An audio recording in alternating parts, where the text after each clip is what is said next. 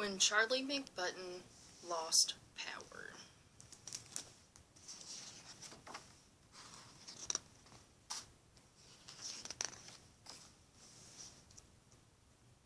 Charlie McButton had likes and like-nots. The things that he liked involved handsets and bots, computerized games where he battled bad creatures. The things he liked not didn't have blow-up features. Then one day a thunderstorm blew into town and brought his tech empire tumbling down. A lightning bolt struck an electrical tower, and Charlie McButton, his whole world, lost power. He looked left, he looked right, and his heart filled with dread. The TV, the lights, and his clock were all dead.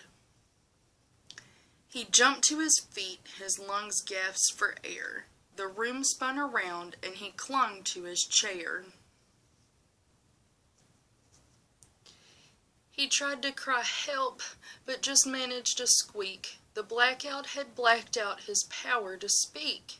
Thank goodness his mother had ears like a bat. She came to his room, and she gave him a pat. "Oh, Charlie," she said, picking up on his fears, "the lights will come back when the bad weather clears. You'll have to find something without plugs to play. Read a book, clean your room, sing a song, model clay." Could anything be any duller than clay? Soggy gray clay on a soggy gray day. He hated the way clay got under his nails, and how he could only make snowmen and snails.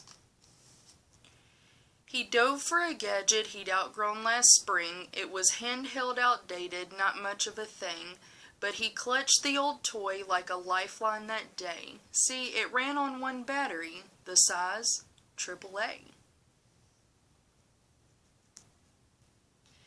He flicked the on-off switch to on double quick, but no happy humming sound followed the click. He unlatched a hatch, and his blood turned to ice. "The battery is gone from my backup device."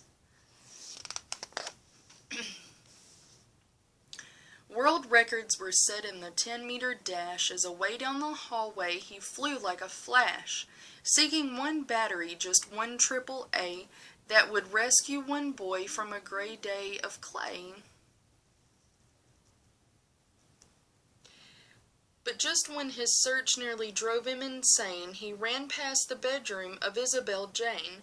His 3-year-old sister was happily walking, a doll back and forth, and the doll, it was talking.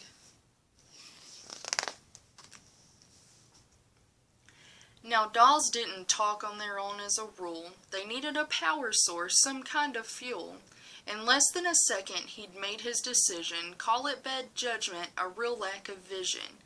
Somehow his head didn't warn of his folly, and Charlie McButton, he pounced on that dolly.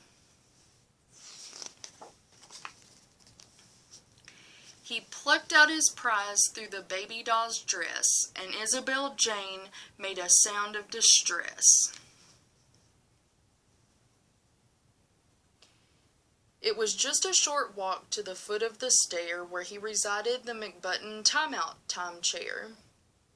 To add to the fun of his term in the seat, Isabel Jane came to play at his feet, and Isabel Jane, the battery queen, had more AAAs than he'd ever seen.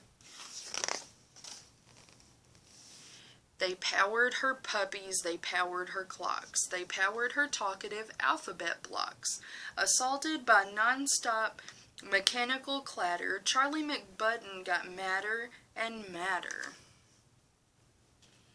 He snapped at his sis from his timeout zone. He came, "How come you can't ever just leave me alone?" Her eyes filled with tears, and she gave them a rub. She went to the bathroom and hid in the tub. Then Charlie McButton felt totally rotten.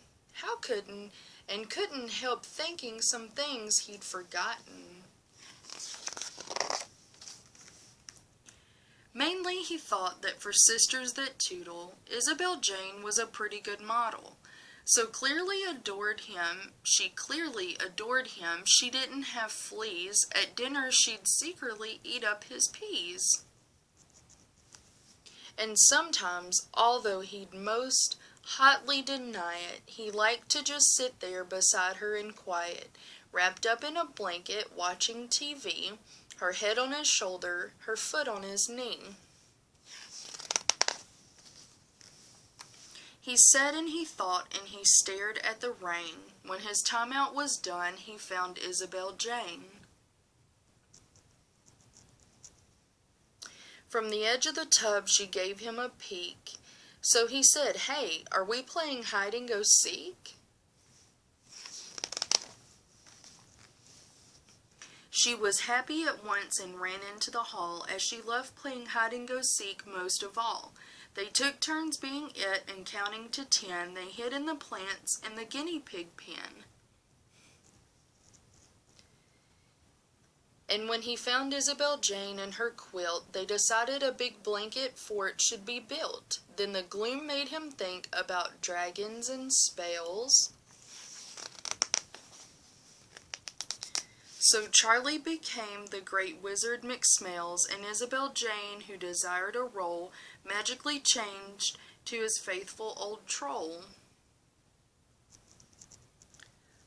Between tracking down dragons and brewing up lizards and handling the day-to-day business of wizards, like forging his faithful old troll a new sword, Charlie McButton forgot to be bored.